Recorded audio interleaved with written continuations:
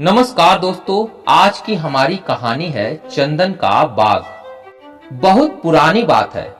एक राजा जो बहुत ही ज्यादा परोपकारी हुए थे, उनके पास बहुत ही सुंदर और विशाल एक चंदन का बाग था, जिससे उनको हर वर्ष सहस्त्रों रुपए की आमदनी हुआ करती थी। और उनके बाग की चंदन की लकड़ी दूर देशों में जाया करती थी, जिससे तेल और इत्र तैयार किए जाते थे। एक रोज राजा उनके सैनिकों के साथ घोड़ों पर सवार होकर अपने प्रजाजन का हाल जानने के उद्देश्य से अपने महल से निकले।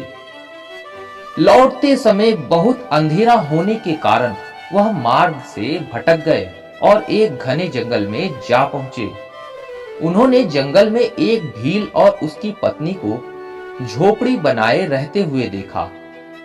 राजा को अपने समीप देखकर भील ने बड़े ही स्नेह पूर्वक उनका आदर सत्कार किया और सभी सैनिकों और राजा के लिए जल, आसन, फल और कंदमूल का प्रबंध किया।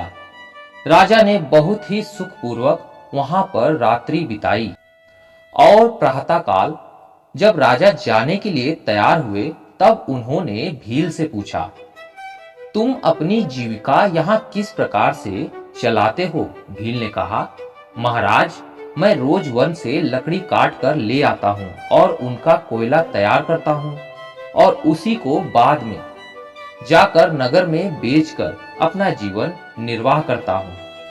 राजा ने कहा, हम तुम पर बहुत बहुत बहुत ही ज्यादा प्रसन्न हुए। यदि तुम हमारे नगर में चलकर रहो तो हमें बहुत ही ज्यादा प्रसन्नता होगी। भील ने कहा, महाराज, मुझे नगर का माहौल पसंद नहीं है। वन जीवन ही मुझे सबसे ज्यादा आनंददायी प्रतीत होता है। राजा ने कहा, ठीक है, हम अपना बहुत बड़ा चंदन का एक बाग तुमको देते हैं। वहीं जाकर तुम अपना जीवन निर्वाह करो। ये तुम्हारे लिए बहुत अच्छा रहेगा और यदि तुमने अच्छे ढंग से मेहनत की तो तुम्हारा वंश वंशांतर उसी बगिया से सुखपूर्वक अपना जीवन निर्वाह करता रहेगा। भील के खुशी का ठिकाना नहीं था। राजा की इस उदारता की सराहना करते हुए वह चंदन के बाग को चल गया और वहीं पर अपनी कुटिया बनाकर रहने लगा।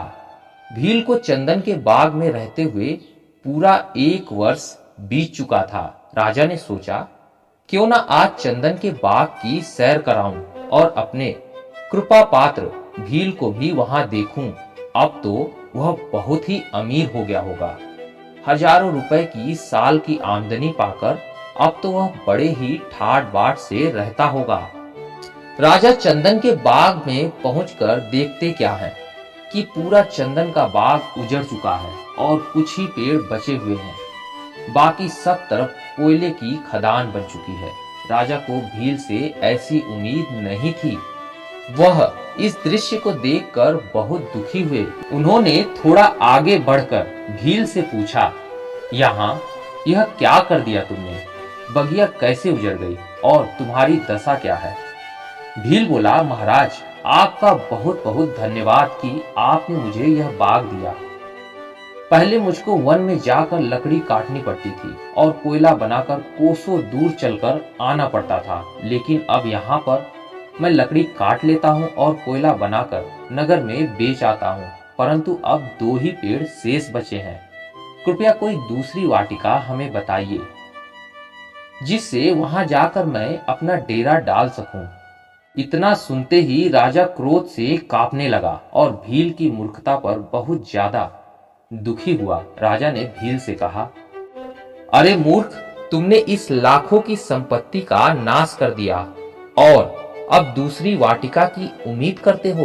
तू जा और उसी जंगल में अपना जीवन यापन कर। भील बोला, क्यों, क्या हुआ महाराज? मैंने क्या कोई अपराध कर दिया है? लकड़ियों को कोयले के सिवा और किस कार्य में लाया जा सकता है? राजा ने कहा, अच्छा, जाओ इस बचे हुए वृक्ष में से एक छोटी सी लकड़ी काट कर लाओ और इसे बाजार में पंसारी के यहाँ बेच आओ। भील बाजार में पहुंचा और पंसारी को एक छोटी सी लकड़ी का टुकड़ा दिया। पंसारी ने लकड़ी के उचित दाम दिए। अब भील अपने पिछले किए हुए काम पर बहुत ज्यादा पछताने लगा।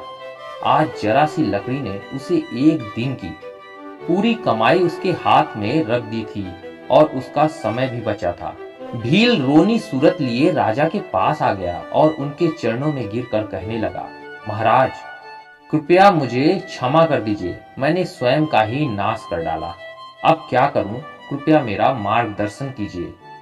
राजा को उसके विलाप पर दया आ गई और उसने कहा, ठीक है, तुमने जो मूर्खता की है उसे अब तुम सुधार लो। बचे हुए वृक्षों से और वृक्ष बढ़ाओ, खर्च के लिए थोड़ा सा काट लिया करो और इसके ज्यादा से ज्यादा पेड़ लगाते रहो। थोड़े ही दिनों में फिर चंदन की बगिया तैयार हो जाएगी।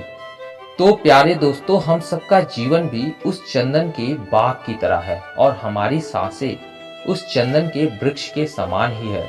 लेकिन बड़े ही दुख की बात है कि हम अपनी लाइफ को अपनी कीमत से बहुत ही कम आंक रहे हैं।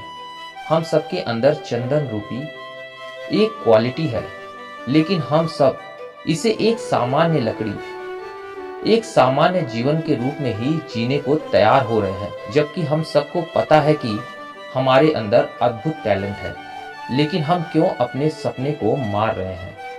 हम क्यों अपनी वैल्यू नहीं समझ रहे हैं? हमें दोबारा मनुष्य रूपी चंदन का बाग नसीब नहीं होने वाला। इसलिए हमारे पास जितनी भी सांसें रूपी पेड़ बचे हैं उनका भरपूर फायदा उठाना होगा और अपनी लाइफ को एक सक्सेसफुल लाइफ बनाना होगा, ताकि हमें हर जन्म में चंदन रूपी बगिया अर्थात मनुष्य जीवन नसीब हो सके। इसके हर एक पेड़ का हम सफलतापूर्वक उपयोग कर सकें। उम्मीद है दोस्तों, कहानी आप लोग को पसंद आई हो तो लाइक और सब्सक्राइब जरूर कीजिएगा। मिलते हैं अगली कहानी में, तब तक के लिए धन्यवाद।